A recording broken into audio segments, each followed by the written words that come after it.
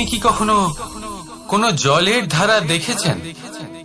তার সামনে যতই মাটি থাকুক না কেন, যতই কাদা থাকুক না কেন, যখন এই জলের ধারা বইতে আরম্ভ করে দেয়, তখন এই কাদাকে নিজেই ধুয়ে নিয়ে যায়। ওই কাদাকে ধুয়ে দেয় এবং নিজের পথ নিজেই তৈরি করে নেয়। তাহলে আপনিও এরকম জলের মতো হয়ে উঠুন। যদি হয়ে উঠতে পারেন, তাহলে নিজের মনের, নিজের ভাবনার, নিজের জীবনের যত অনাবশ্যক তত্ত্ব আছে, অনুপযোগী অংশ রয়েছে, অর্থাৎ অপরিষ্কার অংশ রয়েছে, তা নিজে থেকেই নির্মল হয়ে উঠবে। আর যেরকম জলের ধারা কখনো থেমে থাকে না, সব সময় বয়ে চলে, সেইভাবে আপনিও কখনোই থামবেন না। সবসময় বয়ে চলুন, এগোতে থাকুন। পথে যদি অনেক বিপদ আসে, সমস্যা আসে, থামবেন না, তার উপর নিরন্তর প্রহার করুন, নিরন্তর প্রয়াস করুন আর অগ্রসর হন। আপনি ভেবে দেখুন, এই জলের ধারা কখনো থেমে থাকে না, সবসময় বয়ে চলে, বিপদের সম্মুখীন হয়ে তাকে সাথে বয়ে নিয়ে চলে। সেই জন্য জলের ধারা, প্রবাহমান এই ধারা, এর থেকে কখনো দুর্গন্ধ আসে না, এতে কখনো ময়লা জমতে পারে না, বরং পালিত হয় সুন্দর প্রাণবন্ত জীবজন্তু, যেমন সুন্দর ছোট মাছ। তাই আপনিও এটাই করুন, কখনো থামবেন না, শুধু চলতে থাকুন, জলের ধারার মতো বইতে থাকুন। আপনি আপনার লক্ষ্য অবশ্যই খুঁজে পাবেন, আর তার সাথে নিজের অন্তরের যে মালিন্য রয়েছে, তা আপনি নিজেই নিজের থেকে দূরে করে দেবেন। তাহলে আসুন আর আমার সাথে ভালোবেসে বলুন, রাধা রাধা। সময়, জীবন, কাল। দেখতে গেলে এই তিনটি শব্দ একটি শব্দেরই সমার্থক শব্দ মনে হয়, কিন্তু এই শব্দগুলির অর্থ কি সমান? কখনোই নয়। হ্যাঁ, এই সময় চলতে থাকে, জীবন চলতে থাকে, কালচক্র চলতে থাকে। এই সময় কেটে যায়, কিন্তু এই জীবন, একে যাপন করতে হয়। কি বলেন? এই জীবনে কিছু করুন বা কিছু না করুন, জীবন এমনি কেটে যাবে, আপনি জানতেও পারবেন না। কিন্তু সেটা আমাদের উদ্দেশ্য নয়, একে যাপন করতে হবে। এই জীবনে প্রেরণা পেতে শিখুন, প্রেরণা দিতে শিখুন, আহ্বান গ্রহণ করতে শিখুন, আহ্বান জানাতে শিখুন, মহান কাজ করতে শিখুন, ধন্যাত্মক বোধ জাগিয়ে তুলুন। জীবন অতিবাহিত করার অর্থ কি, তা আপনি শিখে যাবেন। কারণ সময় কেটে যায়, সমস্ত যুগ কেটে যায়, কিন্তু জীবনের রীতি জীবন কাটিয়ে দেওয়া নয়, জীবন যাপন করা। এই জীবন সম্পূর্ণরূপে অনুভব করতে হবে, নতুন পথ বানাতে হবে। এবারে যদি এই জীবন বাঁচার সময় একবার ভেবে দেখুন, যদি মনে প্রেম থাকে, সদ্ভাবনা থাকে, তাহলে কি হবে? এই জীবনকে বাঁচার অনুভূতিটাই অন্যরকম হয়ে যাবে, একটা আনন্দময় অনুভূতি লাভ করবেন। তাহলে এটাই করুন আর আমার সাথে ভালোবেসে বলুন, রাধা রাধা। এবার অনেক সময় মানুষের মনে এরকম প্রশ্ন আসে যে এই সংসারে সব থেকে বড় বিপদ কি? কেউ বলে ধর্ম সংকট, আবার কেউ বলে প্রাণের উপর আসা সংকট। প্রত্যেক মানুষের জীবনে বিভিন্ন সংকট আসে, আর এই সমস্ত সংকট অত্যন্ত বিচিত্র হতে পারে। এই সমস্ত সংসার হলো সংকট দ্বারা পরিপূর্ণ। ঠিক আছে, আপনাকে একটা উদাহরণ দিই। একজন ধনী ব্যক্তি, এবার ওনার জীবনে সংকট কি হতে পারে? সংকট এটাই যে কেউ তার সম্পত্তি চুরি না করে নেয়, আমরা বুঝতে পারছি। এবার একজন চোর, তার জীবনে সংকট কি হতে পারে? যে চুরি করার সময় সে যদি তার একটা কাশি চাপতে না পারে, তাহলে সে ধরা পড়ে যেতে পারে, ঠিক কিনা? আবার অনেক সময় এমনও হয় যে যার জন্য আমি সংকট, সেও আমার কাছে সংকট। যেমন এই পরিস্থিতিতে দেখুন, সংকট হলো সংকট, এ তো জীবনে থাকবে, কিন্তু এর সম্মুখীন কিভাবে হওয়া যায়? খুব সরল। সব এটার উপর নির্ভর করে, মনের উপর। এই মনকে নিয়ন্ত্রণ করলে সব ঠিক থাকবে। এবার যদি ধনী ব্যক্তি মনকে নিয়ন্ত্রণ করে ফেলেন, নিজের অর্থের ব্যবহার শুভ কাজের জন্য, সমাজের সেবার জন্য বিকাশ করতে করেন, ওই অর্থকে একত্রিত করে না রাখেন, তাহলে চুরির সমস্যা, এই সংকট সেখানেই কেটে যাবে। এবার যদি কথা বলি সেই চোরের, তাহলে চোর যদি নিজের মনকে সংযত করে নেয়, যদি নিজের কর্মকে নিয়ন্ত্রণ করতে পারে, তাহলে এমন কোনো স্বর নেই, এমন কোনো স্বর নেই যা ওকে ধরা পড়তে বাধ্য করবে। সেই জন্য জীবনে সংকট যতই আসুক, যত বড়ই সংকট আসুক না কেন, কবচ হলো একটাই, আর এই কবচের নাম হলো আত্মনিয়ন্ত্রণ। নিজের মনকে নিয়ন্ত্রণে রাখতে শিখুন। এটা নিজের জীবনে প্রয়োগ করে তো দেখুন। যদি আপনি করতে পারেন, তবে আপনি দেখবেন যে সংকট তো জীবনে আসা যাওয়া করে, কিন্তু সেই সংকটগুলির সম্মুখীন আপনি এইভাবে করতে পারবেন। তাহলে সেটাই করুন, আর আমার সাথে ভালোবেসে বলুন, রাধা রাধা। এই দড়িটা দেখুন, ছোট ছোট রেশম দ্বারা তৈরি, এটা সরু সুতো দ্বারা তৈরি হয়েছে এটা, আর এ অত্যন্ত কোমলও বটে। আর আপনি চাইলে এটা সোজাও করে দিতে পারেন, আর চাইলে এটা বেঁকিয়েও দিতে পারেন, আর যদি চান তাহলে এটা গোল গোল করে বেঁধে কোথাও রেখেও দিতে পারেন। এবার এই কোমল দড়ি যদি কোনো নিষ্ঠুর কঠিন পাথরে বারংবার জড়িয়ে দেওয়া হয়, তাহলেও তাকেও কাটতে পারে, নিজের ছাপ ছেড়ে যেতে পারে, সেটার আকারও বদলে ফেলতে পারে। এবার এর কারণ কি? এর কারণ হলো অভ্যাস আর নিরন্তর প্রচেষ্টা। যদি আপনিও চেষ্টা করেন আর নিরন্তর কর্ম করে যান, তাহলে আপনার প্রারব্ধ পাথরের মতো কঠিনই হোক না কেন, তাতে ভাঙন ধরিয়েও আপনি নিজের লক্ষ্যে অবশ্যই পৌঁছতে পারবেন। একটা গুরুত্বপূর্ণ কথা মনে রাখবেন, সুকর্মের অভ্যাস আর নিরন্তর প্রয়াস, এই হলো সাফল্যের মন্ত্র। তাহলে জীবনে এই মন্ত্র আনুন, আর আমার সাথে ভালোবেসে বলুন, রাধা রাধা। বসন্ত ঋতু, এই সময় মন আনন্দে ভরে থাকে, এমন মনে হয় যেন আমরা আকাশে বিচরণ করতে চলে যাই, কিন্তু সেটা তো সম্ভব নয়। সেই জন্য হয়তো আমরা ঘুড়ি ওড়াই, এই ঘুড়িকে নিজেদের প্রতিরূপ মনে করে। এবার অনেক মানুষ আছেন যারা ঘুড়ি ওড়ান, কিন্তু এই কর্মের সারমর্ম কি সেটা কজন বুঝতে পারেন? আপনি এটা মনে করুন যে আপনি হলেন সেই ঘুড়ি, আর এই সুতো যিনি ধরে রয়েছেন তিনি হলেন পরমাত্মা, আর এই সুতো যেখান থেকে শুরু হয় সেই লাটাই হলো আমাদের কর্মচক্র। এবার আপনি নিজেই অনুমান করুন যে এই উড়ান কার ওপর নির্ভরশীল, পরমাত্মার ওপর আর আপনার কর্মের ওপর।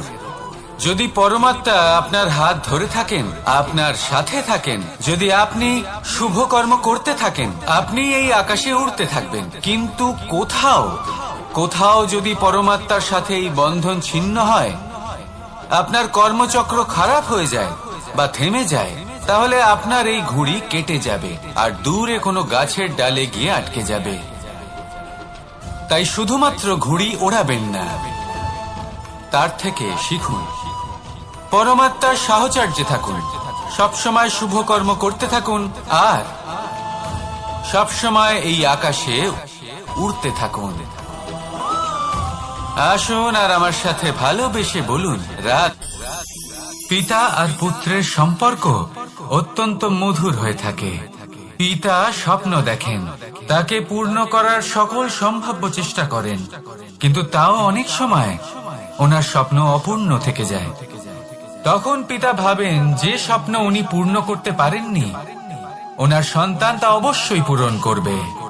যে স্থানে উনি কখনো পৌঁছতে পারেননি, সেই স্থানে ওনার পুত্র অবশ্যই পৌঁছবে। পিতা নিজের সন্তানের ভবিষ্যৎ নিয়ে সেই স্বপ্ন দেখেন, আর যখন সেই সন্তান সামনে এগোতে থাকে, তখন তার দুঃখ হয় না, বরং গর্ব হয়। ওনার ভালো লাগে এটা দেখে যে ওনার সন্তান অনেক উন্নতি করছে। কিন্তু যখন সন্তান নিজের অভিভাবকের শক্তি দেখে, তার যশ দেখে হিংসা করতে থাকে, সমস্যা সেইখানেই শুরু হয়। সেই জন্য সকল সন্তানকে এটা মনে রাখতে হবে, দেখুন, পুত্র হবার সুবাদে, এক সন্তান হবার সুবাদে এটা হলো আপনার অধিকার যে আপনি আপনার পিতার থেকে বেশি উন্নতি করবেন। আপনার পিতাও এটাই চান, কিন্তু সুস্থভাবে এটা করুন। একটা রেখা টেনে নিন যাতে আপনি তাতে এগোতে পারেন আর আপনার পিতার তাতে গর্ববোধ হয়, আর সেই বিষয়ে দুঃখ না হয় যে আমার সন্তান আমাকেই ছোট করার চেষ্টা করছে। ইতিহাস সাক্ষী রয়েছে, যে মানুষ অন্য কাউকে ছোট করার চেষ্টা করেছেন সেই মানুষই ছোট হয়ে গেছেন। আর আমার মনে হয় না আপনি এটা চান, কারণ কোনো একদিন আপনিও কারোর পিতা হবেন। আসুন আমার সাথে ভালোবেসে বলুন, রাধা রাধা। আমাদের মনে যখন কোনো প্রশ্ন ওঠে, কোনো দ্বন্দ্ব জাগে, তখন আমরা যাই আমাদের গুরুর কাছে, আমাদের আরাধ্যের কাছে গিয়ে জিজ্ঞেস করি। এইভাবেই একদিন আমি পৌঁছলাম আমার আরাধ্যের কাছে, আমার মহাদেবের কাছে, আর ওনাকে প্রশ্ন করলাম যে মহাদেব, জীবনে আনন্দ পাওয়ার, উৎসব পালনের, প্রেম ভাগ করে নেবার, জীবনকে উপভোগ করে নেওয়ার সর্বশ্রেষ্ঠ সময় কোনটা? মহাদেব হাসলেন আর উনি বললেন, জীবনে উৎসব পালনের সব থেকে শ্রেষ্ঠ দিন হলো মৃত্যুর ঠিক আগের দিনটা। প্রেম ভাগ করে নেওয়ার সব থেকে শ্রেষ্ঠ মুহূর্ত হলো মৃত্যুর ঠিক আগের মুহূর্ত। জীবনকে উপভোগ করে নেওয়ার সর্বশ্রেষ্ঠ প্রহর হলো মৃত্যুর এক প্রহর পূর্বে। তখন আমি চমকে গেলাম। আমি বললাম, কিন্তু মহাদেব, মৃত্যু তো অনিশ্চিত, আমরা জানিও না কবে আমাদের মৃত্যু হবে। মহাদেব আবার হাসলেন। উনি বললেন যে যদি আমরা এভাবে জীবন কাটাই যে আমরা জীবনের প্রত্যেক দিন, প্রত্যেক মুহূর্ত, প্রত্যেক প্রহর শেষ বলে মনে করি, তাহলে আমাদের সমস্ত জীবন আনন্দের সাথেই অতিবাহিত হবে। কি বলেন? তাহলে আপনিও এই কথা মনে রাখুন আর আমার সাথে ভালোবেসে বলুন, রাধা রাধা। সাথী। সাথী এই শব্দটির ব্যাখ্যা কে কিভাবে করে? মিত্র, সখা, বন্ধু, কিন্তু অর্থ একটাই। তিনি যিনি আপনার সঙ্গী হন আর তিনি যার সাথী আপনি হন। এবার সব থেকে বড় প্রশ্ন হলো এটাই যে তিনি কে হতে পারেন যাকে আপনি আপনার সাথী বলে মেনে নিতে পারেন, নিজের সখা, নিজের মিত্র, নিজের বন্ধু মেনে নিতে পারেন। আপনার সাথী হলেন তিনি যিনি দুঃখের সময় আপনার পাশে থাকবেন, আপনার হাত ধরে থাকবেন। আপনার সাথী হলেন তিনি যার হাত আপনি নিজের সুখের দিনে ধরে থাকবেন। সেই সাথীরই হাত ধরুন যিনি দুঃখে সবসময় আপনাকে সাহায্য করার জন্য তৎপর হয়ে থাকেন, আপনার পাশে থাকেন, আর যাকে সুখের দিনে আপনি আপনার সাথে রাখতে পারেন। আর যখন আপনার সাথে আপনার এই সাথী থাকবে, তখন আপনি এটা বুঝবেন যে যখন জীবনে দুঃখ আসে তখন এই দুঃখ কমে যায়, সবার মধ্যে ভাগ হয়ে যায়। আর যদি তখন সুখ আসে তাহলে সেটা সবার উপস্থিতিতে আরো বেড়ে যায়। এটাই হলো প্রেম, এটাই হলো ভালোবাসা, এটাই হলো সঙ্গ, যেমন সম্পর্ক আমার আর রাধার মাঝে। তাহলে আসুন আর আমার সাথে ভালোবেসে বলুন, রাধা রাধা। জীবনে অগ্রসর হওয়ার জন্য আমাদের কাকে প্রয়োজন হয়? মাতা পিতা, বন্ধু, প্রেম, সাহায্য, অর্থ, পরিশ্রম, আশা। ভিন্ন ভিন্ন মানুষ ভিন্ন ভিন্ন বিকল্প চয়ন করে। যদি আমি আপনাকে বলি তাহলে জয় আর পরাজয়ের মন্ত্র দুটো শব্দের উপর নির্ভর করে, মেনে নেওয়া আর দৃঢ় হওয়া। যদি মেনে নেন তাহলে হেরে যাবেন, যদি দৃঢ় হন তাহলে নিশ্চিত রূপে জয়ী হবেন। যদি কখনো আপনি ক্লান্ত হয়ে ওঠেন, আপনি দুঃখী হন, পুরোপুরি ভেঙে পড়েছেন, তখন মেনে নেবেন না যে আপনি ভেঙে পড়েছেন, নয়তো হেরে যাবেন। তখন উল্টে স্থির করবেন যে যাই হয়ে যাক না কেন আমি জয়ী হবই। আর আপনি দেখবেন যে জয় নিশ্চিত রূপে আপনার কাছেই আসবে। তাহলে এই কথা মনে রাখবেন আর আমার সাথে ভালোবেসে বলবেন, রাধা রাধা। মানুষের জীবনে দুই ধরনের আবেগ থাকে যা চিরকাল তার সাথে বসবাস করে। প্রথম স্বপ্ন, দ্বিতীয় অজুহাত। মানুষ হাজার হাজার স্বপ্ন দেখতে পারে। আমাকে এই কাজ করতে হবে, আমাকে ওখানে ঘুরতে যেতে হবে, আমার জীবনে এই অসম্ভব কাজ বাস্তবায়িত করে দেখাতে হবে, আদি ইত্যাদি।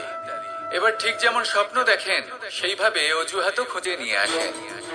আমি এই স্বপ্ন পূরণ করতে পারলাম না, কারণ আমাকে কেউ সাহায্যই করলো না, কারণ আমি দুর্বল হয়ে পড়েছিলাম, কারণ আমার কাছে সময়ই ছিল না, আদি ইত্যাদি। এবার সাফল্য এবং অসফলতার মাঝখানে এই ধরনের সংঘর্ষ হতে থাকে।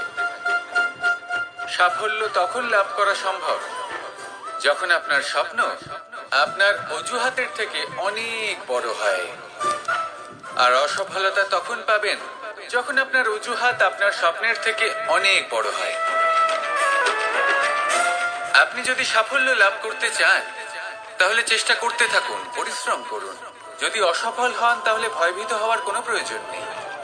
নিজের ভুল বুঝুন, তাকে শুধরে নিন, আবার চেষ্টা করুন। কিন্তু যদি নিজের জীবনে অজুহাত নিয়ে আসেন তখন স্বপ্ন কখনো পূরণ হবে না। আসুন আমার সাথে ভালোবেসে বলুন, রাধা রাধা।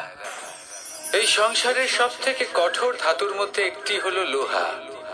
লোহা দিয়ে আমরা অনেক অস্ত্র শস্ত্র লাভ করি, অনেক বস্তুও লাভ করি। এবার এই লোহাকে কাটার জন্য, একে কোনো আকার দেওয়ার জন্য কি প্রয়োগ করতে হয়? লোহা। এবার এই কথাটা আমরা সকলেই জানি যে লোহার দ্বারাই লোহাকে কাটতে হয়। এবার এই কথা আমি আপনাকে কেন বলছি? এরপরে খুব বড় একটা প্রশ্ন আসে যা খুব বড় শিক্ষা দিয়ে যায়।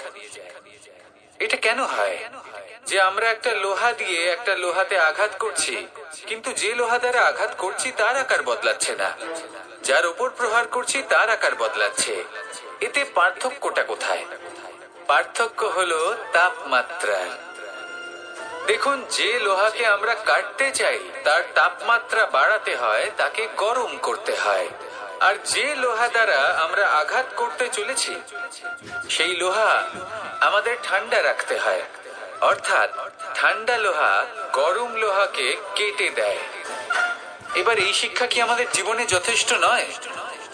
আমাদের জীবনে অনেক সমস্যা আসতে পারে, কিন্তু আমাদের এই বিষয়ে বিশেষ খেয়াল রাখতে হবে যে আমাদের মনকে আমরা যেন ঠান্ডা রাখি, এই মস্তিষ্ককে শান্ত রাখতে হবে। যদি আমরা ক্রোধ বা ঈর্ষার আগুনে জ্বলতে থাকি, বিদ্বেষের আগুনে জ্বলতে থাকি, তাহলে আমরাও সেই লোহার মতোই হয়ে যাব যার তাপমাত্রা অত্যন্ত বেশি। তখন যে কেউ এসে আমাদের বিচ্ছিন্ন করে চলে যাবে। মনে রাখবেন, যিনি যত বেশি স্থির বুদ্ধির অধিকারী, যিনি হলেন সব থেকে বেশি শান্ত, তিনি হলেন সব থেকে বেশি বলশালী। তাহলে শান্ত থাকুন আর আমার সাথে ভালোবেসে বলুন, রাধা রাধা। এই সমগ্র সংসারের সব থেকে গুরুত্বপূর্ণ ব্যক্তি কে? স্বয়ং আপনি। নিজের জন্য তো বটেই, তাই না? কারণ যখন আপনি জন্মগ্রহণ করেন, নিজের চোখ খোলেন, এই সংসারে আসেন, তখনই তো এই সংসারকে আপনি দেখতে পান, অনুভব করতে পারেন। এখানকার আবেগ, এখানকার মানুষজন তখন থেকেই অনুভব করেন। যদি আপনি না থাকেন তাহলে এই সংসারের অস্তিত্ব আপনার কাছে শূন্যের সমান, তাই না? আপনি না থাকলে এই সংসারও আপনার কাছে নেই। এবার সবাই বলবেন যে এ তো সত্যি কথা। সেই অনুযায়ী তো আমার স্বার্থপর হওয়া উচিত, অহংকারী হওয়া উচিত, কারণ আমার কাছে আমি তো সবকিছু। দৃষ্টিভঙ্গি পাল্টে দেখুন। আপনার কাছে সব থেকে বেশি গুরুত্বপূর্ণ ব্যক্তি কে? আপনি নিজেই। সেই মানুষটি কেমন হওয়া উচিত একটু ভেবে দেখুন। সব সময় সকলকে সাহায্য করুন, একসাথে মিলে পরিশ্রম করুন, সাহায্য করুন অন্যদেরকে। এটা অতি আবশ্যক। এবং তার থেকেও বেশি গুরুত্বপূর্ণ হলো এটাই যে আপনার মনে যেন কখনো এই বিষয়ে ভয় না থাকে যে আমি আমার প্রিয়জনদের, আমার কাছের মানুষগুলিকে হারিয়ে ফেলব। এই ভয় কখনোই মনের মধ্যে থাকা উচিত নয়। যদি ভয় থাকে তাহলে থাকুক এই বিষয়ে যে সকল মানুষ আমার জীবন থেকে, আমার থেকে দূরে চলে যাচ্ছেন, তাদের বাধা দিতে দিতে আমি যেন নিজেকেই না হারিয়ে ফেলি, নিজের অস্তিত্বকেই না হারিয়ে ফেলি, নিজের ব্যক্তিত্বকে, নিজের বিচারধারাকে, নিজের করুণার শক্তি না হারাই। তাহলে এই ভয় ত্যাগ করুন আর আমার সাথে ভালোবেসে বলুন, রাধা রাধা। মানুষের দুটো রূপ রয়েছে। এক, আমাদের এই মুখ যা শুধুই চোখে দেখা যায়, আর দ্বিতীয় আমাদের এই মন যা শুধুমাত্র অন্তরাত্মা দ্বারা দেখা যায়। এবার আমাদের এই মুখ তা ঈশ্বর সকলকেই আগে থেকেই প্রদান করেছেন, কিন্তু এই মন কেমন হবে তা আমাদের জীবনের অনুভূতি এবং আমাদের জীবনের লক্ষ্য এগুলি সুনিশ্চিত করে। অর্থাৎ নেত্র দিয়ে দেখা যায় আমাদের এই মুখ, তা শুধুই এই কারণে প্রয়োজন যাতে সংসার আমাদের দেখতে পায়, আমাদের চিনতে পারে।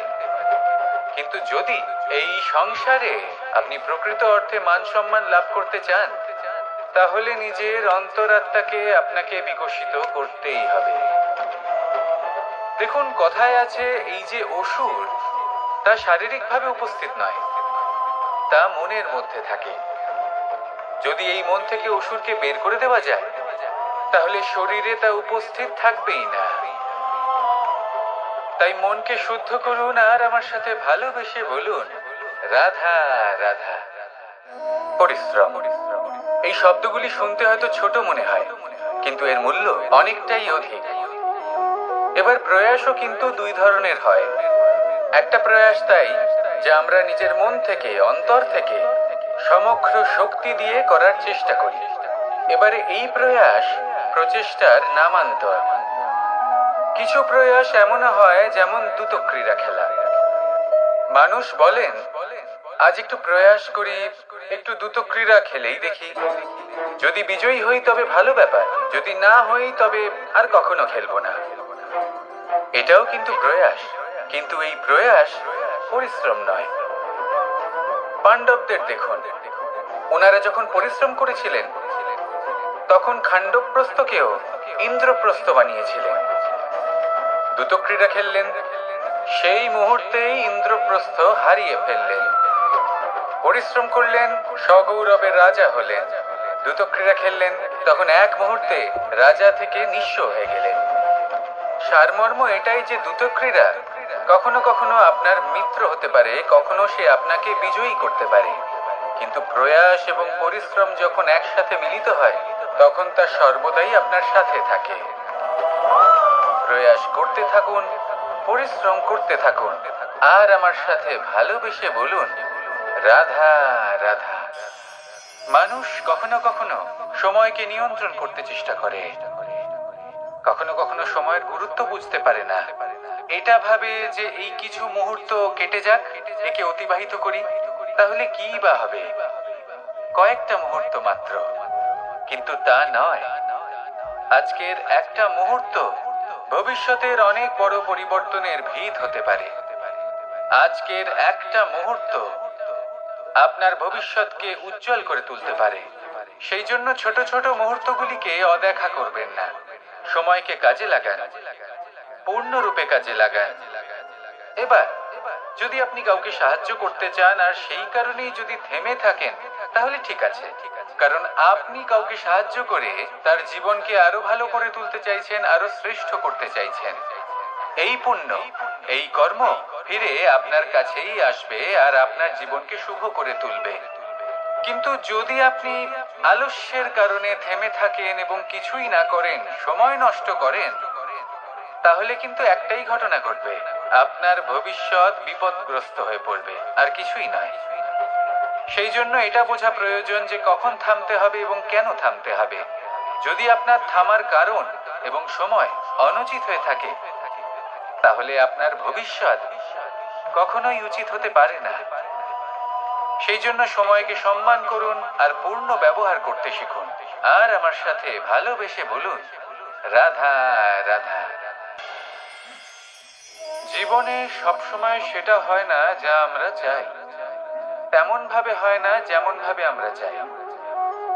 এবার তাতে আমরা দুঃখ পাই, নিরাশ হয়ে পড়ি, ভাগ্যকে দোষ দিই অথবা অন্য কাউকে বা নিজেকে।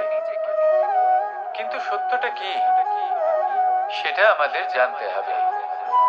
এই সংসার নির্মিত হয়েছে পাহাড় দ্বারা এবং পাথর দ্বারা, তাই প্রত্যেক স্থানে ছোট ছোট ছোট ছোট নুড়ি পাথর তো অবশ্যই থাকবে। এগুলো এড়িয়ে যাওয়া সম্ভব নয়, আর এই কথাটা আমরা সকলে জানি। এবার এইভাবেই আমাদের জীবনে নানান রকমের সমস্যা লেগেই থাকে। এর হাত থেকে কোনোভাবেই নিস্তার পাওয়া সম্ভব নয়। একটা সমস্যা এড়াতে যান, দ্বিতীয় চলে আসবে, দ্বিতীয় সমস্যা এড়াতে যান, তৃতীয় চলে আসবে। কিন্তু সমস্যা জীবনে থাকবেই, আর আপনাকে সাহায্য করার জন্যই থাকবে কোনো না কোনো রূপে।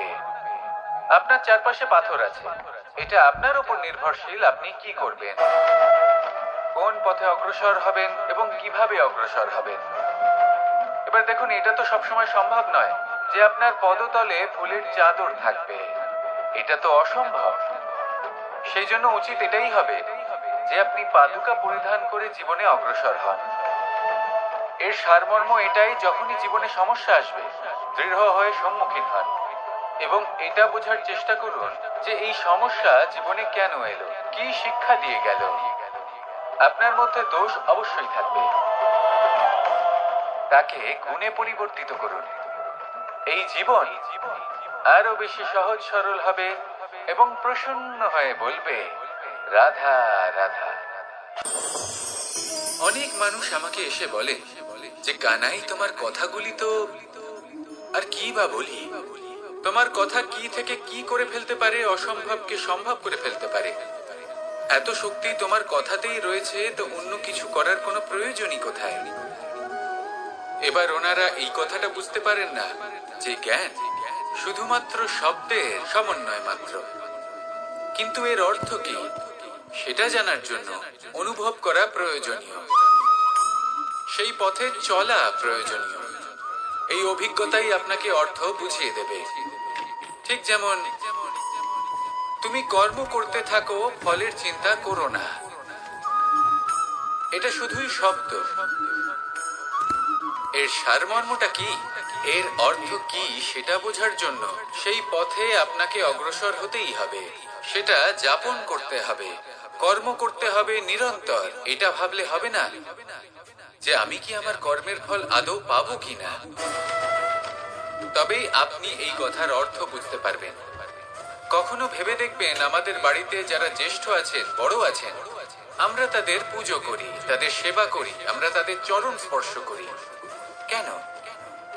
কারণ ওনাদের কাছে আমাদের থেকে অনেক বেশি জীবনের অভিজ্ঞতা থাকে। জীবনে শুধুমাত্র জ্ঞান শোনাটা প্রয়োজনীয় নয়, তা বুঝতে পারা প্রয়োজনীয়। তা যদি যাপন করেন তবেই অভিজ্ঞতা হবে, তবেই প্রকৃত অর্থ বুঝতে পারবেন। তাহলে জ্ঞান শুধু শুনবেন না, বুঝুন, তাকে আচরণে আনুন এবং আমার সাথে ভালোবেসে বলুন, রাধা রাধা। কখনো কোনো বাগানের কোনো বৃক্ষকে দেখেছেন যেখানে সুগন্ধি ফুল থাকে, রসালো ফল থাকে? তখন মন প্রফুল্ল হয়ে ওঠে, মন থেকে সেই বৃক্ষের প্রতি ভালোবাসা জন্মায়। কিন্তু যিনি বাগানের মালিক, শুধুমাত্র তিনিই জানেন যে কিভাবে এই বৃক্ষকে আগলে রাখতে হয়, কিভাবে তার পরিচর্যা করলে এতে সুন্দর সুগন্ধি ফুল হবে, রসালো ফল হবে।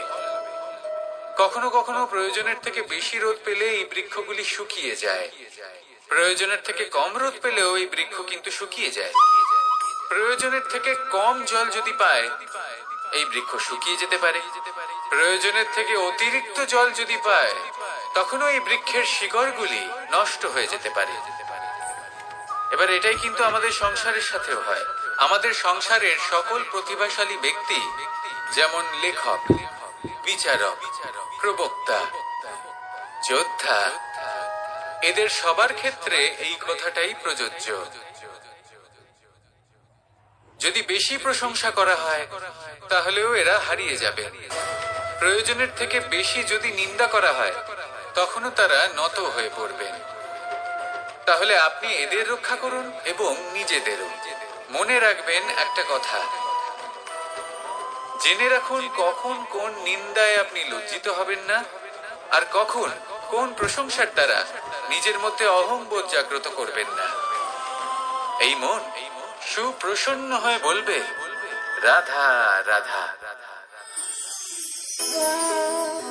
জল এ হলো জীবনের আধার পঞ্চতত্ত্বের মধ্যে একটি, আর অত্যন্ত বিশেষ। এর থেকে অনেক বড় শিক্ষা পাওয়া যায়। এই জল গন্তব্যের বিষয়ে এর স্পষ্ট ধারণা আছে। ও জানে ওর লক্ষ্য কি, আর প্রয়াস করে ততদূর সে পৌঁছেও যায়। এটি পর্বত থেকে বয়ে নিচে নেমে আসে, নদীর সাথে সমাহিত হয়ে তার সাথে বয়ে চলে, চিরসবুজ বনানী গড়ে তোলে, প্রাণীদের তৃষ্ণা নিবারণ করে, সামনে এগিয়ে চলে, মানুষের সাথে মিলিত হয়। যারা একে বাঁধের মধ্যে বেঁধে রাখতে চেষ্টা করে, সে বন্দি দশাতেও থেকে যায়, মানুষের কল্যাণ করে। তারপর বাঁধ থেকে মুক্তি পেয়ে এগিয়ে চলে, কোথাও ধাক্কা খায়, কোথাও বাধা পড়ে, কোথাও যদি পথ খুঁজে না পায় তাহলে পথ খুঁজেই নেয়, আর যেখানে পথ থাকে না সেখানে পথ বানিয়ে নেয়, আর শেষ পর্যন্ত নিজের লক্ষ্যে পৌঁছেই যায়, অর্থাৎ সমুদ্রে গিয়ে সমাহিত হয়ে যায়। আমাদেরও কিছুটা এরকমই হয়ে উঠতে হবে। যেখানেই যাবেন সকলের কল্যাণ করুন, সামনে এগোন। আপনি কোথাও পড়ে গেলে, ধাক্কা খেলে আঘাত লাগবেই, উত্থান পতন লেগেই থাকে। সামনে এগোতে থাকুন। কোথাও পথ না পেলে তা খুঁজে নিন, কোথাও পথ না থাকলে তা বানিয়ে নিন। নিজের গন্তব্যের কথা সব সময় মনে রাখুন। শেষ পর্যন্ত নিজের মোক্ষ লাভ আপনি অবশ্যই করবেন। আর আমার সাথে ভালোবেসে বলুন, রাধা রাধা। কখনো কোনো বৃক্ষকে দেখেছেন? এই ধরিত্রী থেকে ততটুকুই জল নেয় যতটুকু তার প্রয়োজন। কোনো প্রাণীকে দেখুন, এই প্রকৃতি থেকে ততটুকুই খাবার গ্রহণ করবে যতটুকু তার খিদে রয়েছে। খিদে মিটে গেলে আর খাবে না। এবার মনুষ্যকে দেখুন, সে নিজের জীবনে যা কিছু পেয়েছে, বস্তু, ধন, খাবার, শক্তি, প্রয়োজনের থেকে অনেক বেশি লাভ করার চেষ্টা করে থাকে। প্রয়োজনের থেকে বেশি যদি পেয়েও যায় তাহলেও তার কম মনে হয়। এবার এরকম ঠিক কেন হয়? এর পেছনের কারণ কি? কারণ হলো লোভ। লোভের আগুন কিছু এমন হয়, যদি মানুষের মনে একবার প্রজ্বলিত হয় তাহলে শুধু বাড়তেই থাকে। ততক্ষণ বাড়বে যতক্ষণ না আপনি নিজে তাকে বাধা দিচ্ছেন। তবে এই লোভের আগুন নিয়ন্ত্রণ করা সম্ভব। পরিমিতিবোধ, পরিমিতিবোধের চিন্তা।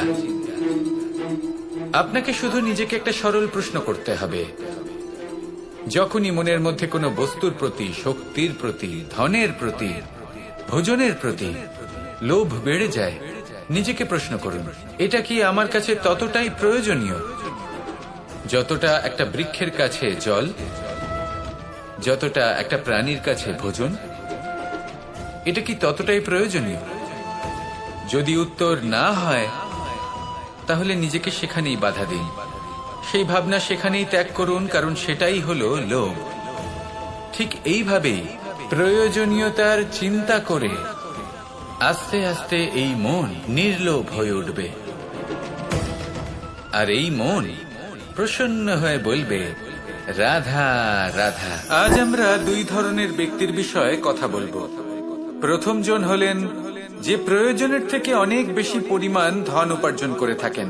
তার কাছে ততটা ধন থাকে যতটা তার প্রয়োজনও নেই, তারপরেও আরো ধন উপার্জন করতে চেষ্টা করতে থাকেন। সকল সম্ভব চেষ্টা করেন, সকল সম্ভব কর্ম করেন, তা সে উচিত কর্ম হোক বা অনুচিত, তাতে তাদের কিছুই যায় আসে না। তারা শুধুই এই সংসারের সকল সুখ ভোগ করতে চান, সকল স্বাচ্ছন্দ্য লাভ করতে চান। আজীবন তারা প্রচেষ্টাই করতে থাকেন। এবার এই করতে গিয়ে তারা ভারাক্রান্ত হয়ে সমস্যার সম্মুখীন হন। এনাদের সমগ্র জীবন এই চেষ্টাতেই চলে যায়, জীবন যাপন করার বদলে। অন্যদিকে আরেকজন ব্যক্তি, যিনি জানেন তার প্রয়োজন কতটুকু, আর শুধুমাত্র সেই পরিমাণ ধন অর্জন করেন। তার থেকে বেশি একটুও নয়। উনি যদি দুবেলা খেতে পান, মাথা গোজার ঠাঁই পেয়ে যান, সেটাই পর্যাপ্ত। তাতেই তিনি আনন্দে জীবন যাপন করেন, না কোনো বৃথা চিন্তা করেন, না কোনো বৃথা কষ্ট করেন। এবার আমি আপনাদের জিজ্ঞেস করব, এই দুই ব্যক্তির মধ্যে আপনি কোন ব্যক্তি হতে চাইবেন? বেশিরভাগ মানুষ এটাই বলবেন যে আমরা সেই দ্বিতীয় মানুষ হতে চাই যারা সন্তুষ্ট। কিন্তু যদি মন দিয়ে দেখেন, আপনিও সেই কর্মই করছেন যা প্রথম ব্যক্তি করেন।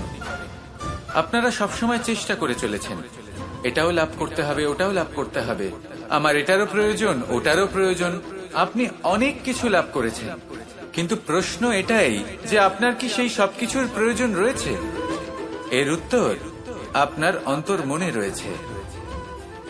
আপনার মন জানে যে আপনার প্রয়োজন কতটুকু। সেখানে গিয়ে দেখুন। সন্তুষ্টি মানুষকে আনন্দ দেয়। মানুষ যতটা সন্তুষ্ট হবে, ততটাই সে আনন্দ লাভ করবে। এবার আপনাকে এই সিদ্ধান্ত নিতে হবে যে আপনি কখন আর কোথায় সন্তুষ্টি লাভ করবেন, কত কিছু লাভ করার পরে সন্তুষ্ট হবেন। এই উত্তর আপনি মন থেকে পাবেন। এই সমাজের চাহিদায় জড়িয়ে নিজেকে বিভ্রান্ত করবেন না। নিজের অন্তরের এই মিথ্যে অহংবোধকে প্রশ্রয় দিতে গিয়ে যদি আপনি এরকম প্রয়াস করতে থাকেন, তাহলে জীবনযাপন কখন করবেন? থেমে যান, শান্ত হয়ে যান, নিজের অন্তর মনে নিমজ্জিত হয়ে দেখুন যে সন্তুষ্টি কোথায়। এই সন্তুষ্টি লাভ করুন। এই মন প্রসন্ন হয়ে বলবে, রাধা রাধা। আমাদের গৃহে অনেক কক্ষ রয়েছে, কিন্তু এমন কি আছে যে একটাই থাকে? আমাদের গৃহের দ্বার। এমন কেন হয়? অনেক দ্বার তো থাকতেই পারে। ভেবে দেখুন, একটা বিশাল ভবন রয়েছে, তার চতুর্দিকে অনেক দ্বার আছে। ভালোই হবে, যাতায়াত করতে সুবিধা হবে, কিন্তু এমন আমরা কেন করি না? এবার আপনি বলবেন যে এটার উত্তর তো সহজ। যতগুলো দ্বার থাকবে, ততজন দ্বারপালও থাকবে। কে কখন কোথা থেকে আসবে, কোথায় চলে যাবে, সেদিকে খেয়াল থাকবে না। চুরির সম্ভাবনাও বেড়ে যাবে। যাক, এই বিষয় অন্তত আপনি বোঝেন। সেই জন্য আপনার গৃহে একটাই দ্বার রয়েছে। কিন্তু আপনার মনের বিষয় কি জানেন? আপনার মনেও কি কোনো দ্বার আছে? নেই। তার মানে যে কোনো ব্যক্তি যেখান থেকে খুশি আসতে পারে, আর আপনার মনে যা খুশি প্রবেশ করিয়ে চলে যেতে পারে। কোনো বাধার সম্মুখীন না হয়ে কোনো ব্যক্তি আপনার মনে যা কিছু প্রবেশ করিয়ে চলে যাবে, তা সে আমাদের পক্ষে শুভ হোক, অশুভ হোক, বা যতই ঘাতক হোক না কেন।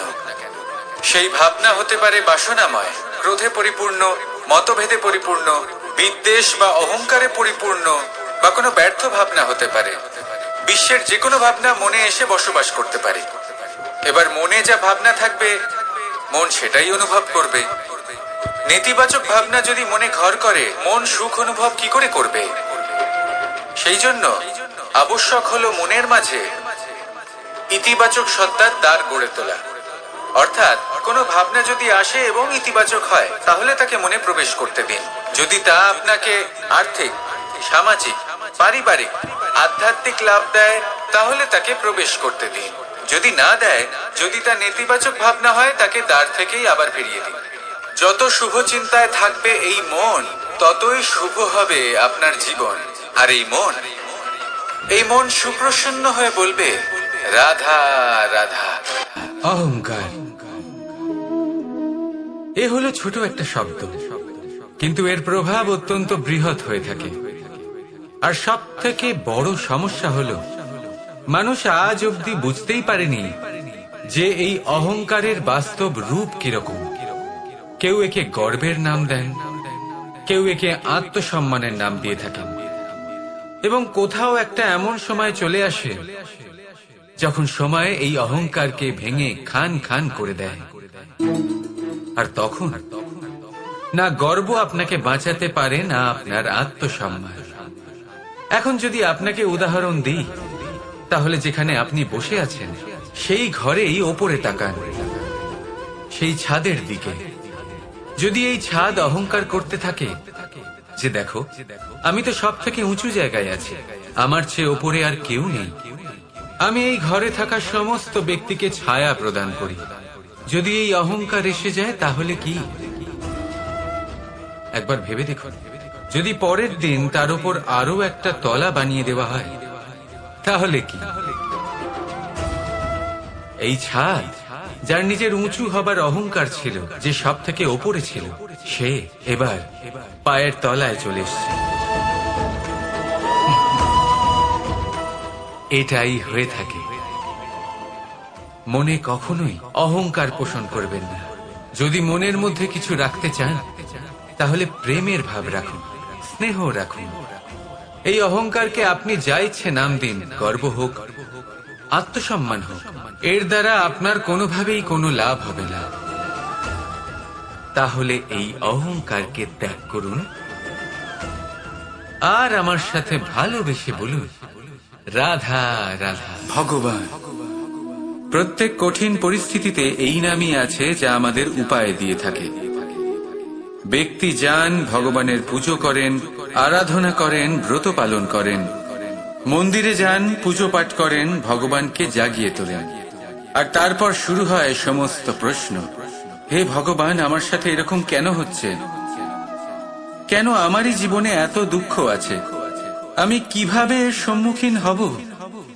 আমাকে কেন এত কষ্ট ভোগ করতে হচ্ছে? হে ভগবান, আমি কি করব? আমাকে সাহায্য করুন, কোনো রাস্তা দেখান।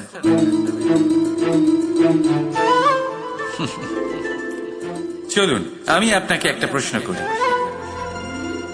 মন্দিরে যাওয়ার চেষ্টা করার আগে আপনি কি জীবনে ততটা চেষ্টা করেছেন যতটা সেই সমস্যাকে দূর করার জন্য দরকার ছিল? দ্বিতীয় প্রশ্ন, ভগবানকে জাগানোর পূর্বে আপনি কি নিজেকে জাগিয়ে তুলেছেন? আপনি কি আলস্য ত্যাগ করেছেন? তৃতীয় প্রশ্ন, ভগবানকে জিজ্ঞাসা করার আগে আপনি কি নিজেকে জিজ্ঞাসা করেছেন যে আমি কেন এত অসফল হচ্ছি? যদি না করে থাকেন তাহলে সবার আগে এটা করুন। আপনি সমস্ত প্রশ্নের উত্তর পাবেন, সমস্ত বিপদের পরিত্রাণ পাবেন। অন্য কোথাও নয়, নিজের ভেতরে তাকিয়ে দেখুন। চেষ্টা করুন নিজেকে জাগিয়ে তোলার। আপনি সফল অবশ্যই হবেন, কারণ এই পরমাত্মা, ওই পরমেশ্বর, ওই পরব্রহ্ম আপনার মধ্যেই তো আছে। রাধা রাধা। এটা হলো একটা সাদা পাতা। এবার এতে আমি যাই লিখব সেটাই এর অস্তিত্ব হবে। এতে আমি প্রেমের কিছু কথা লিখে একে প্রেম পত্র বানিয়ে তুলতে পারি। মাতা পিতার জন্য একটা শুভ সংবাদ লিখতে পারি। শত্রুর বিষয়ে সতর্ক করব বলে সেনাকে একটা সংবাদ লিখতে পারি।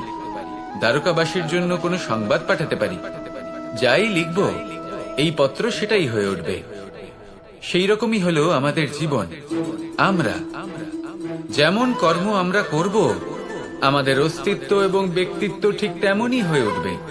যদি আপনি একটা অসাধারণ, উজ্জ্বল এবং সম্মানজনক জীবনযাপন করতে চান তাহলে তার একটা রহস্য আপনাকে বলি। যেমন কথন হবে, কর্ম তেমন হবে। অর্থাৎ যতটুকু বলেছেন ততটুকুই করুন, আর যতটুকু করেছেন ততটুকুই বলুন। এই একটা নিয়ম যদি আপনারা পালন করেন তাহলে এই সংসারের সমস্ত পণ্ডিত আপনাকে অবশ্যই সম্মান করবেন। তাহলে এটাই করুন আর আমার সাথে ভালোবেসে বলুন, রাধা রাধা। আমি রথে যাত্রা করি, তাতে বারবার পথে থামি আর দেখি যে আমি অনুচিত দিকে যাচ্ছি না তো, আমি উচিত পথেই যাচ্ছি তো। কারণটা কি? কারণ হলো যাতে আমি পথভ্রষ্ট না হয়ে যাই। জীবনযাত্রাতেও এটাই প্রয়োজন। জীবনযাত্রায় ভোগ বিলাসের পথে হারিয়ে যাওয়া খুব সহজ। বারবার থেমে আপনাকে দেখতে হবে, নিজেকে কিছু প্রশ্ন করতে হবে। আমি কি আজ সেই কর্মই করছি যেটা আমি করতে চেয়েছিলাম? আমি কি আজ সেই জীবন যাপন করছি যেমন আমি যাপন করতে চেয়েছিলাম?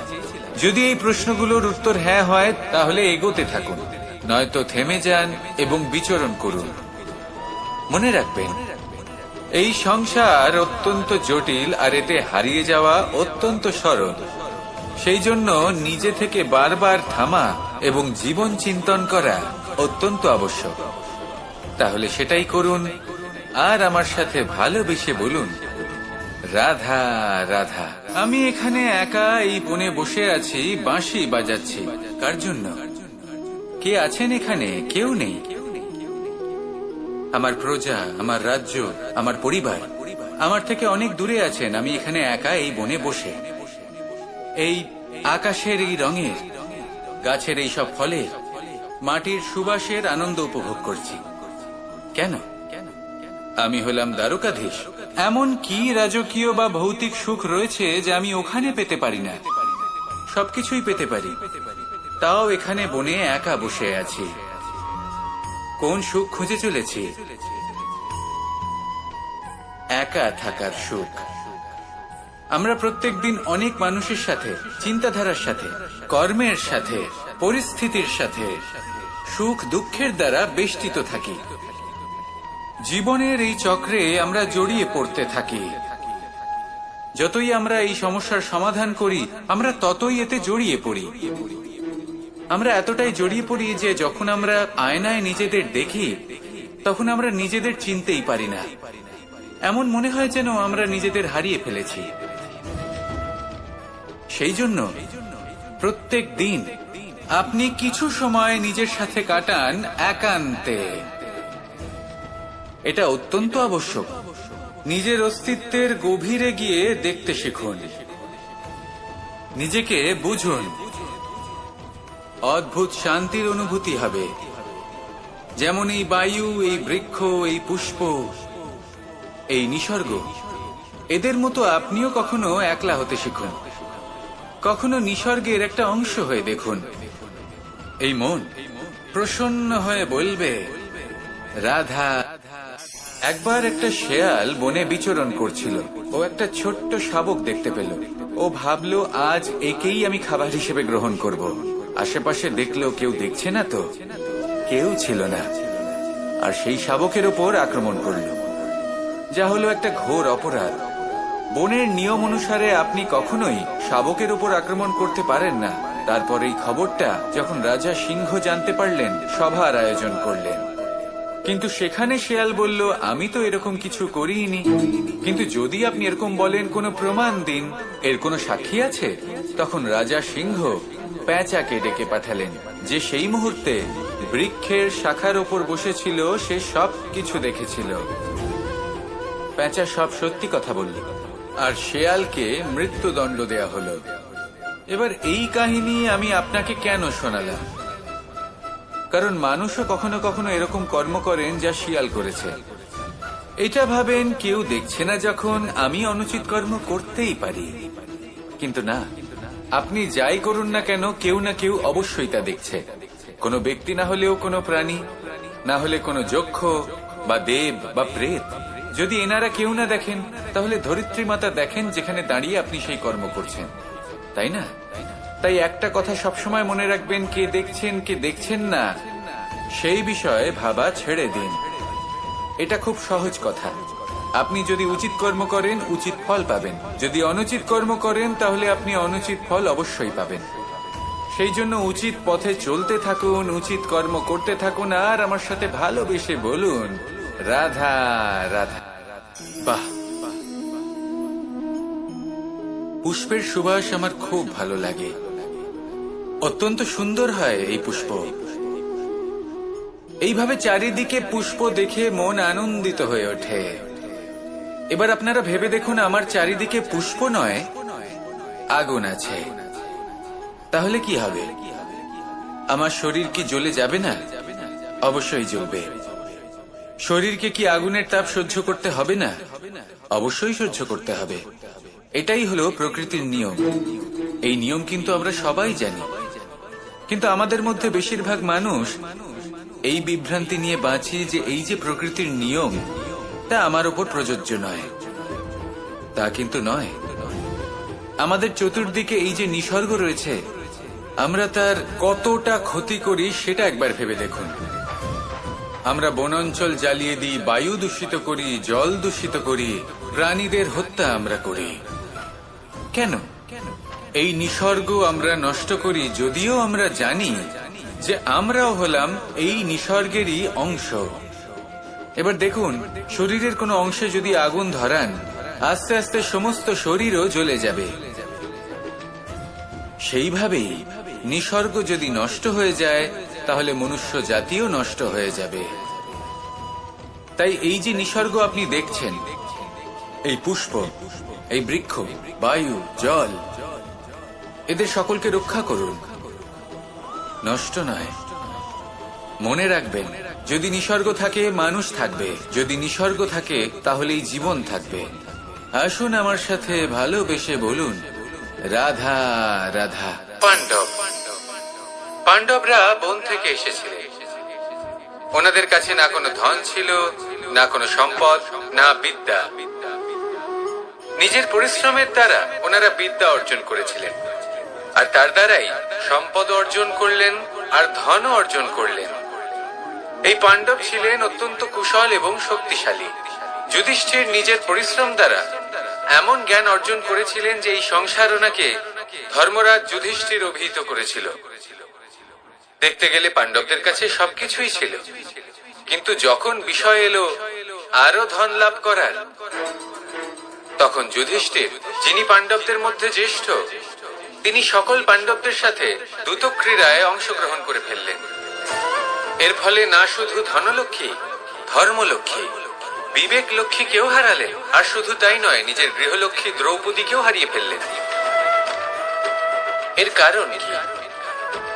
ভুলে গেলেন খুব সহজ একটা কথা, এই সংসারে সম্মান এবং সাফল্য দুটোই পরিশ্রমের দ্বারা লাভ করতে হয়। কিন্তু দ্যুতক্রীড়ার এই খেলা আমাদের ভাগ্যের উপর নির্ভরশীল। এই সংসারে দুটি পথ রয়েছে। একটা পথ যেখানে কর্ম এবং পরিশ্রমের দ্বারা আপনি নিজের পথ নিজেই রচনা করতে পারবেন, আর দ্বিতীয় পথ হলো যেখানে এই ভাগ্য এক মুহূর্তে আপনাকে শিখরেও পৌঁছে দিতে পারে, আবার ধূলিসাৎ করে দিতে পারে। আপনি কোন পথ বাছবেন, সেই চয়ন আপনারই। আসুন আর আমার সাথে ভালোবেসে বলুন, রাধা রাধা। কোন এক সময়ের ঘটনা এটা। মা এবং বাবা হাটে গিয়েছিলেন, তখন আমি আর দাদা গিয়েছিলাম গরু চড়াতে। আমরা বাড়ি ফিরে এলাম, আর মা সেই সময় একটা কাজ করতেন। যখনই হাটে যেতেন, দরজা তালা বন্ধ করে যেতেন। উনি খুব ভালো করে জানতেন যে যদি ওনার এই মাখন চোর সঠিক সময়ে পৌঁছে যায়, তাহলে এক ফোঁটাও মাখন ওনার অবশিষ্ট থাকবে না। এবার ঘটনা কিছুটা এরকম হলো যে মা আর বাবা মাঝে মাঝে হাটে যেতেন, তাই মাঝে মাঝে এই দরজা তালা বন্ধ করতে হতো। যখন মা আর বাবা ফিরে এলেন, তখন বাবা ভুলে গিয়েছিলেন যে এই চাবির গোছা থেকে ঠিক কোন চাবিটা দরজার তালা খোলার জন্য উপযোগী। উনি চেষ্টা করতে শুরু করে দিলেন। একটার পর একটা চাবি দিয়ে উনি চেষ্টা করতে থাকলেন, কিন্তু সেই দরজার তালা তো খুলতেই চাইছিল না। ওনার মাথা থেকে ঘাম পড়তে শুরু করলো। তখন মা বললেন যে তালা ভেঙে দেওয়া যাক। মা চলে গেলেন, আর বাবা বললেন, না না দাঁড়াও, আর কিছু চাবি বাকি আছে, এটা হয়তো খুলতে পারবো। মা হাতুড়ি নিয়ে চলে এলেন সেই তালা ভাঙার জন্য, আর তখনই বাবা শেষ চাবিটা প্রয়োগ করলেন, আর দরজার তালা খুলে গেল। যদি উনি চেষ্টা না করতেন, তাহলে এই তালাটাও ভেঙে যেত আর চাবিটাও নষ্ট হয়ে যেত, ঠিক কিনা? এবার এই ঘটনাটা আমি দেখেছিলাম, আর আমার মনে হলো যে কখনো কখনো এই চাবির গোছার মধ্যে থেকে শেষ চাবিটাও কিন্তু জীবনের দরজা খুলে দিতে পারে। সেজন্য আপনি যদি জীবনে সাফল্য লাভ করতে চেষ্টা করেন, নিজের লক্ষ্যে পৌঁছতে চান, তাহলে হার মানবেন না। হয়তো দেখবেন আপনার পরবর্তী প্রচেষ্টা বা এই অন্তিম প্রচেষ্টা আপনাকে সাফল্যের পথে নিয়ে গেল। তাই নিরন্তর প্রচেষ্টা করতে থাকুন, জীবনে সাফল্য লাভ করুন।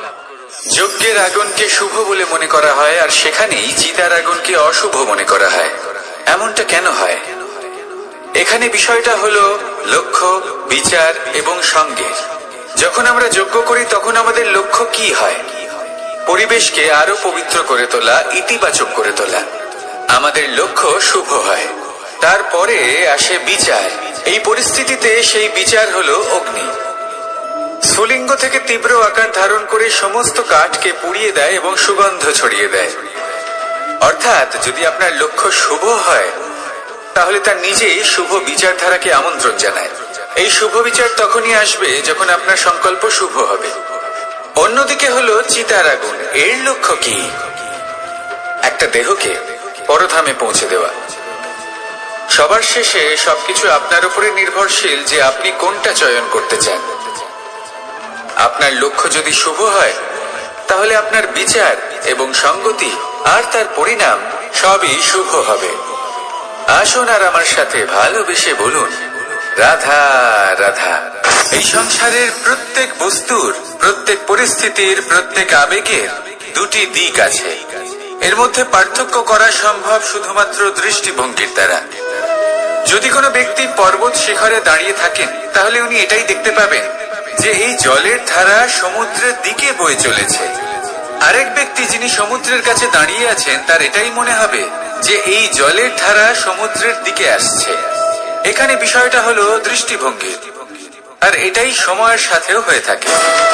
অনেক সময় মানুষ চিন্তিত হয়ে পড়েন, ত্রস্ত হয়ে পড়েন যে তার কাছে হয়তো খুব কম সময় আছে, তাতে তিনি অনেক কিছুই করতে পারবেন না, আর একটু সময় থাকলে খুব ভালো হতো।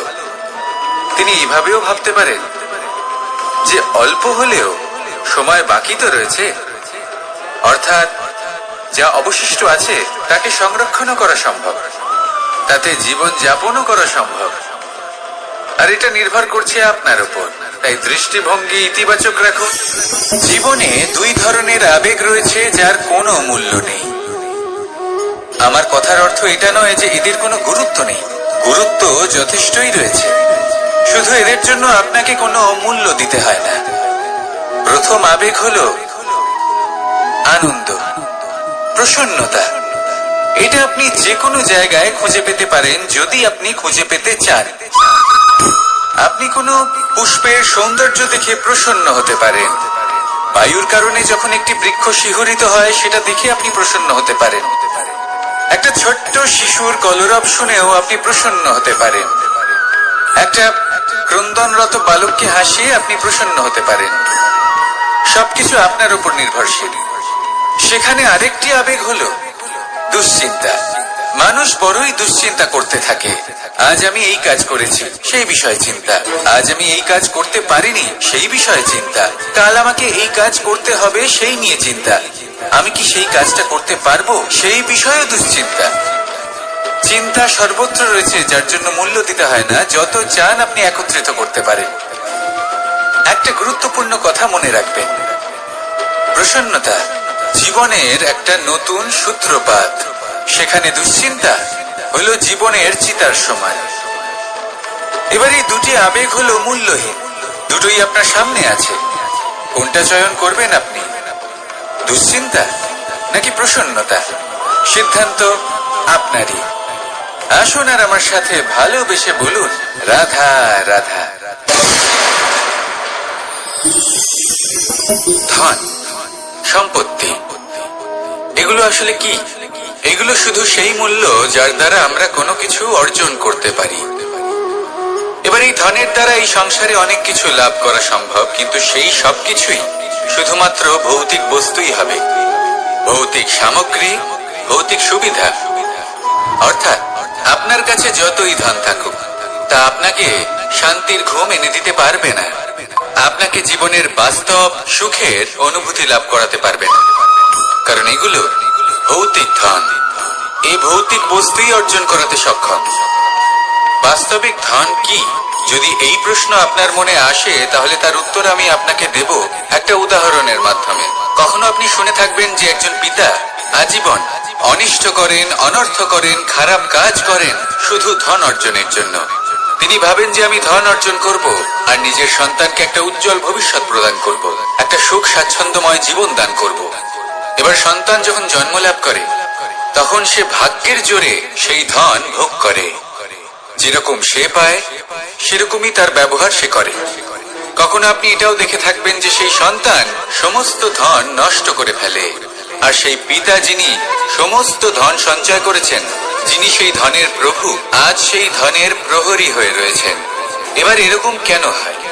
এরকম তখনই হয় যখন সেই পিতা বুঝতেই পারেন না যে তার জীবনের আসল ধন কি। সেই আসল ধন তার সন্তানকে সে দিতেই পারে না। যদি পিতা তার সন্তানকে কর্মের জ্ঞান দিতে পারেন, উচিত কোনটা অনুচিত কোনটা সেই শিক্ষা দিতে পারেন, সংস্কারের প্রকৃত শিক্ষা দিতে পারেন, তবে সেটা ধনের থেকে অনেক বেশি গুরুত্বপূর্ণ। এটাই হলো জীবনের বাস্তব ধন। আপনি সেই কথা তো অবশ্যই শুনে থাকবেন, কুসন্তান হলে ধন সঞ্চয় করে কি হবে, সুসন্তান হলে ধন সঞ্চয় করে কি হবে। সন্তান যদি কুপুত্র হয় তাহলে সব নষ্ট করে ফেলবে, আর সন্তান যদি সুপুত্র হয় তাহলে ধন থাকুক না থাকুক সে নিজেই কর্মের পথে অগ্রসর হয়ে ধন অর্জন করবে আর নিজের জন্য এক উজ্জ্বল ভবিষ্যৎ গড়ে তুলবে। তাই সন্তানকে সম্পদ দেওয়ার আগে কর্মের জ্ঞান দান করুন, সুশিক্ষা দিন, কারণ এটাই হলো জীবনের প্রকৃত ধন। আসুন আর আমার সাথে ভালোবেসে বলুন, রাধা। বিপদ আপদ আপনাকে সন্ত্রস্ত করে রাখতে পারে, কিন্তু এই বিপদ প্রত্যেকের জীবনে কোনো না কোনো কারণে থাকে। এটা আপনাকে দেখায় যে আপনার মধ্যে কি খামতি রয়েছে, কেন রয়েছে। এই বিপদ হলো সেই মাধ্যম যার দ্বারা আপনি নিজের দুর্বলতাকে নিজের শক্তিতে পরিবর্তন করতে পারেন। একটা ফুলের দিকে তাকান। একটা ফুল তার বুকে যখন একটা সূচ বিধে এপার ওপার হয়ে যায়, শুধু তখনই আমাদের প্রভুর জন্য ফুলের মালা তৈরি করা যায়। সেই জন্য কখনোই বিপদকে ভয় পাবেন না, তার থেকে দূরে পালাবেন না, একে স্বাগত জানান। বোঝার চেষ্টা করুন এই বিপদ কেন আছে। যদি বিপদকে বুঝতে পারেন তবেই জীবনকে বুঝতে পারবেন। যদি জীবনকে বুঝতে পারেন তবে এই বিপদকে সম্পদে পরিণত করতে পারবেন। আসুন আর আমার সাথে ভালোবেসে বলুন, রাধা রাধা। কখনো কখনো মনে এই ভাবনা আসতেই পারে যে ঈশ্বর আজ পর্যন্ত এত রূপে অবতীর্ণ হয়েছেন, এতবার এই পৃথিবীতে এসেছেন, তারপরেও এই সংসারে কোথাও না কোথাও এই পাপ বসবাস করে। এটার কারণ কি? এটার কারণ আমরা স্বয়ংই। যখন কোনো ব্যক্তি এই পৃথিবীর পথপ্রদর্শন করে, এই সংসারকে উচিত দিশা দেখায়, এই সংসারের মঙ্গল করে, আমরা সেই ব্যক্তিকে মানুষ থেকে ঈশ্বর বানিয়ে ফেলি। সেই ব্যক্তির পতন স্বয়ং আমাদের হাতেই হয়ে যায়, কারণ সেই ব্যক্তি তার শ্বাস প্রশ্বাসের জন্য হয় না। সেই ব্যক্তি হলো সেই ভাবনা যা সে এই সংসারকে প্রদান করেছে। আমরা সেই ব্যক্তির ভাবনাটারই অন্ত করে দিই। এটা উচিত নয়। আমরা ওনাকে প্রভু মেনে নিই। প্রভু মানার পর আমরা ওনার কাছে প্রার্থনা করি, হে প্রভু আমাদের সাহায্য করুন। যদি উনি প্রভুও হন, তাও উনি পৃথিবীতে এসেছেন মনুষ্য রূপে। যা কর্ম করেছেন, যা শক্তি প্রাপ্ত করেছেন, এই দেহ থেকেই প্রাপ্ত করেছেন। আপনাদের এটা বোঝানোর জন্য যে এই কাজ আপনিও করতে পারেন। যারা সৎ আত্মা থাকেন তাদের জন্য সর্বশ্রেষ্ঠ শ্রদ্ধাঞ্জলি হলো এটাই যে আপনি তাদের পদচিহ্ন অনুসরণ করে চলুন। না ওনাদের স্মরণে থাকুন, না পুষ্পের মালা ওনাদের চরণে রাখুন, বরং তাদের ভাবনাকে অনুসরণ করে সেই ভাবনা নিয়ে এগিয়ে চলুন। এটা না শুধু আপনার জন্য, বরং সমগ্র সংসারের জন্য লাভদায়ক। তাহলে এটাই করুন আর আমার সাথে ভালোবেসে বলুন, রাধা রাধা। যখন কঠোর রোদে আমাদের শরীর উত্তপ্ত হয়ে যায়, আমরা গরম অনুভব করি, তখনই যদি বর্ষা হয় আর বৃষ্টির জলের ফোঁটা আমাদের শরীরে এসে পড়ে, তখন কেমন অনুভূতি হয়? বর্ষার এই জলের ফোঁটা যখন ধরিত্রীতে পড়ে, তখন যে নাদ উৎপন্ন হয়, মনে হয় যেন এক সঙ্গীত। এমন এক সঙ্গীত যা স্থিরতার সাথে আমাদের বুঝিয়ে দেয় যে এই সূর্যের উত্তাপ, এই রোদ, তা চিরকালের জন্য থাকবে না। সূর্যের কিরণের যতই তেজ থাকুক, যখন বর্ষা আসবে এই রোদের কিরণকে শীতল করবে।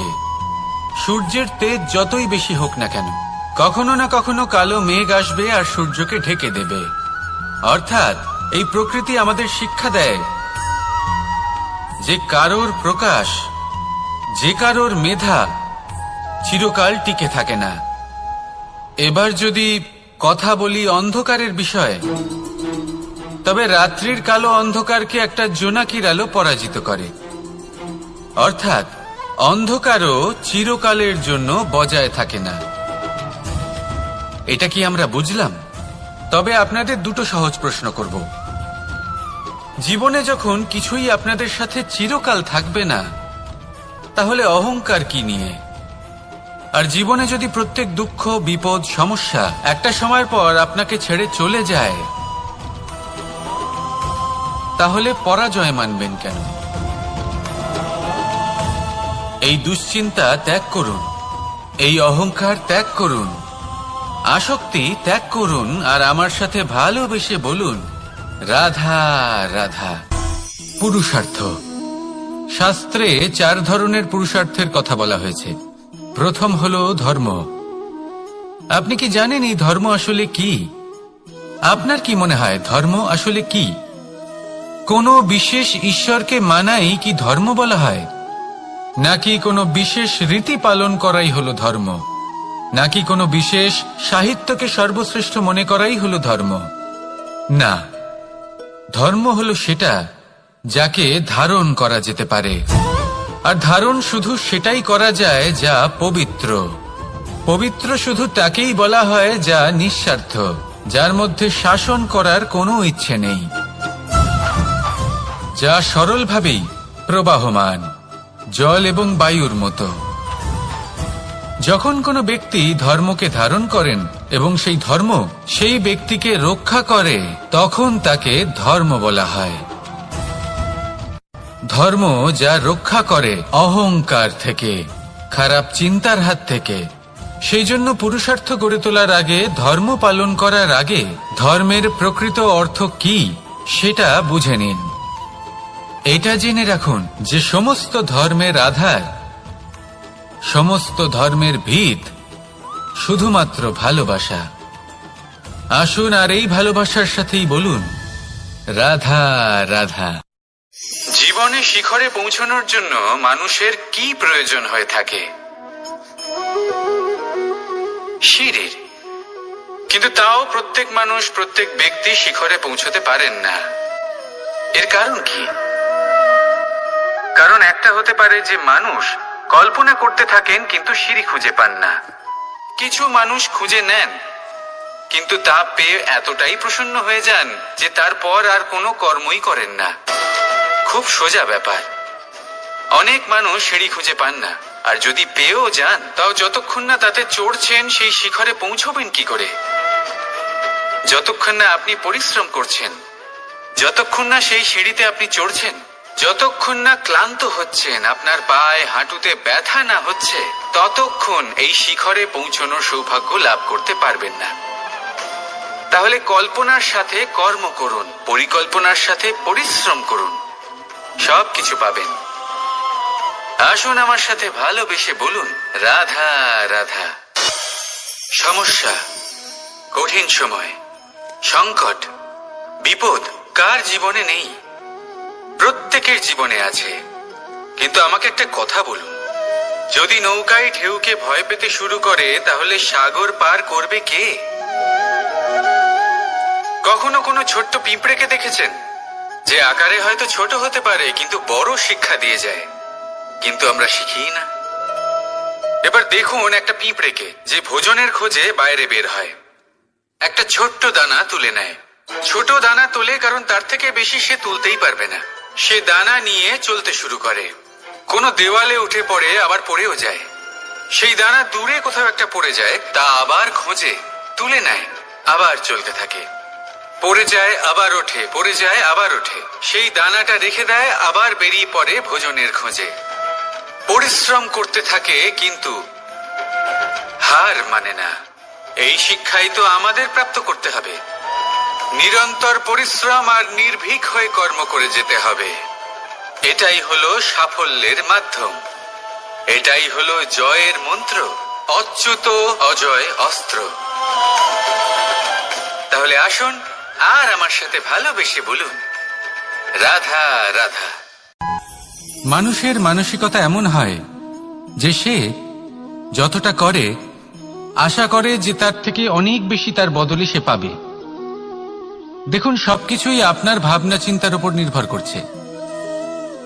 আপনি যদি ফলের বিষয়ে ভেবে কর্ম করতে থাকেন তাহলে সেটা অনুচিত। জীবনের আসল আনন্দ হলো নিজের কর্ম করতে থাকা, ফলের চিন্তা করা উচিত নয়। যদি আপনি এরকম ভাবেন যে আমি এতটা করছি, আমার এতটা পাওয়া উচিত, সেই ভাবনা অনুচিত। যদি আপনি সেবার মানসিকতা নিয়ে কর্ম করতে থাকেন, কর্মচক্রে প্রবাহিত হন, যদি আপনি এমন ভাবনা রাখেন যে আমি এতটা পাচ্ছি তাই এর থেকে অনেক বেশি আমি কর্ম করব, তাহলে নিশ্চিত রূপে আপনি যতটা করছেন তার থেকে অনেক বেশি আপনি পাবেন। আপনার আশার থেকে অনেক বেশি আপনি পাবেন। শুধু জীবনে অনেক বেশি কাজ করতে থাকুন, ফলের চিন্তা করবেন না। আর মনে রাখবেন, এই ভাবনাই সব থেকে বড় বীজ। কর্মের উপর বিশ্বাস রাখুন, জীবনে যা যা আপনি চান সবই সুখময় হবে। আসুন আর আমার সাথে ভালোবেসে বলুন, রাধা রাধা।